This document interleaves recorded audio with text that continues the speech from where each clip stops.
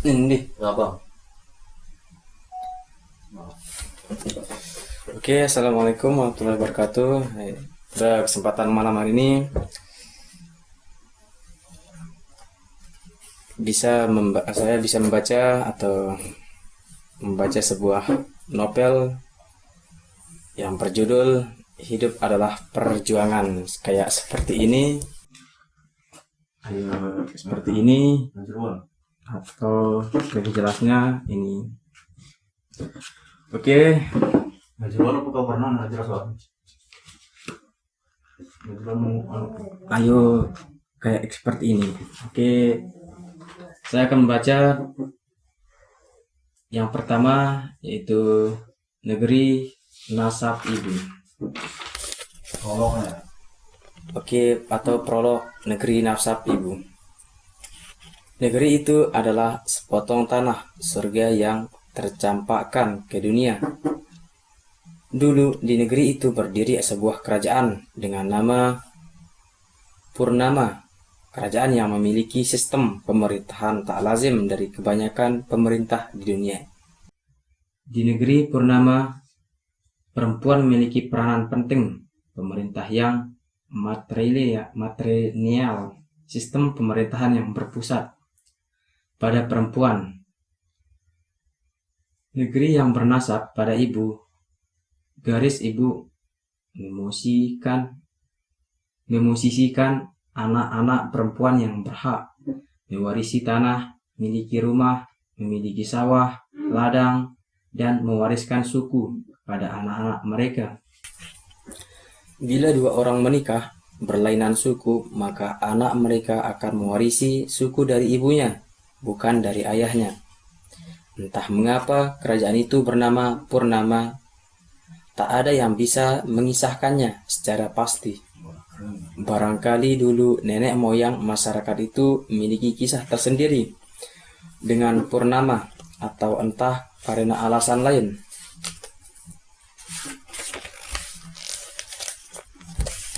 Yang telah tersimpan sejak lama.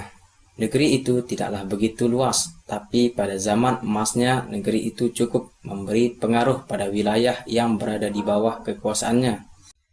Negeri itu mampu berdiri dengan kerajaan-kerajaan yang ada di sekitarnya.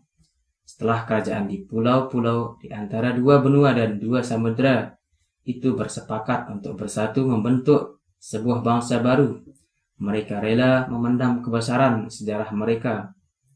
Perlahan tapi pasti, istana-istana itu tinggal nama yang para pewarisnya pun tidak dihargai lagi sebagaimana mestinya keturunan raja. Tak hanya negeri Purnama, negeri lain yang mengalami nasib yang sama adalah Jalan Bumi. Di negeri itu terdapat istana sebagai pusat pemerintahan, juga bernasab pada ibu. Sistem pemerintahan mereka tak jauh beda dengan negeri Purnama. Menepikan posisi laki-laki di negeri itu hanya boleh mewarisi suku ibunya, tapi tidak berhak mewarisi suku pada anaknya. Lelaki di negeri itu tidak berhak memiliki rumah, tidak berhak memiliki tanah, sawah, ladang, kecuali hanya menggarapnya untuk kebutuhan hidup mereka. Itu pun hasilnya harus dibagi untuk para saudara perempuan mereka sebagai pemilik tanah yang sah. Karena sekarang mereka telah berhukum baru, maka perlahan sistem lama pun terkikis zaman. Sistem kehidupan yang berpusat kepada garis ibu semakin pudar. Keluarga-keluarga baru keluar dari keluarga inti di bawah nasib ke tanah rantau. Di tanah baru mereka sudah mengadopsi budaya yang dominan, memberikan peran lelaki yang cukup besar walau untuk beberapa hal masih berprinsip sebagai keluarga dengan adat matrilineal. Jalan Bumi berpusat di kota bunga, api. Kota pada dahulu kala adalah tempat keramaian, daerah di mana tempat bertemu orang-orang untuk saling menukar barang. Petani akan menukar beras dengan ikan-ikan yang dibawa dari kota dermaga, atau peternak ayam dan iti akan menukar telur ternak dengan ikan-ikan dari petani yang memelihara ikan dari keramba di danau. Kalau jalan bumi memiliki kota bunga api, maka purnama memiliki kota pintu angin. Pintu angin sebagai perlintasan dari beberapa daerah di pusat pulau. Kota dengan hawa yang sejuk itu menjadi abadi di hati banyak orang. Pada zaman penjajahan, para penjajah membuat menara. Waktu persis di tengah kota, di bagian tertinggi kota. Konon kabarnya di dunia hanya ada dua pengukur waktu yang seperti itu. Dari waktu ke waktu, desain puncak menara waktu berubah sesuai dengan siapa yang menguasai kota. Awalnya berbentuk kubah dibangun oleh penjajah dari Eropa. Pembangunan itu karena pintu angin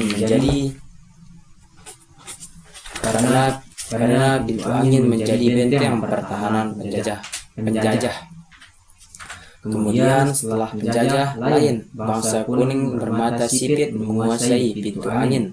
Desain puncak menara waktu diubah menjadi limas, seperti kelenteng. Tidak sepenuhnya memiliki hubungan dengan negeri penjajah baru.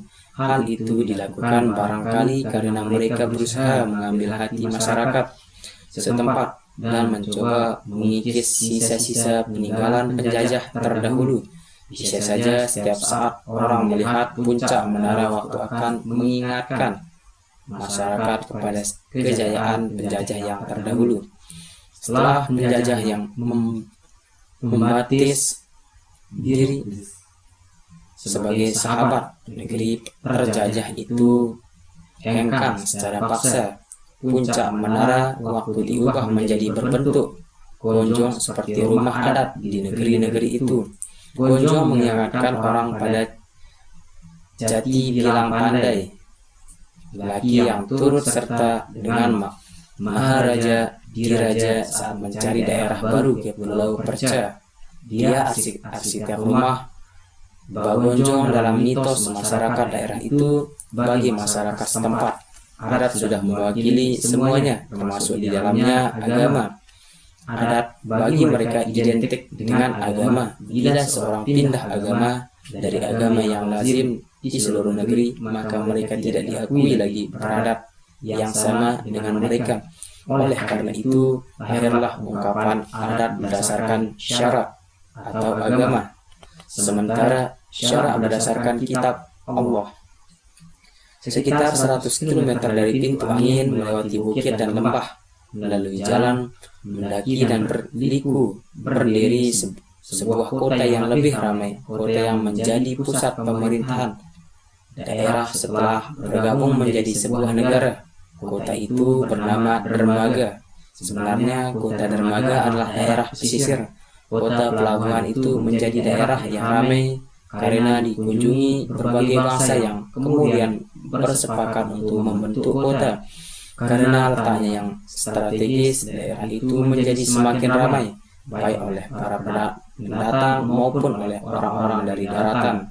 Tak jauh dari kota Dermaga ada daerah Titian Air yang dulu juga pernah berjaya sebagai kota pelabuhan.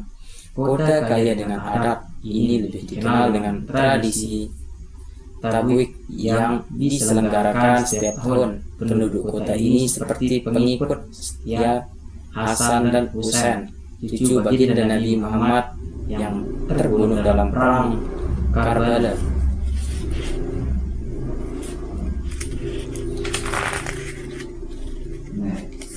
Oke, kita lanjut yang kedua.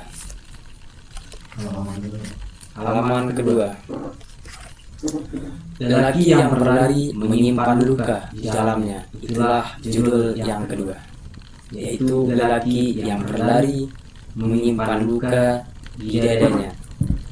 Di luar jalan raya, gigil dalam dingin malam, angin memulai hatinan sansai. Malam beku, pohon-pohon tak bergerak walau angin sepoi merayu-rayu. Dalam pekat malam terdengar kecipak sepasang kaki berlari menapaki. Oke, sekian.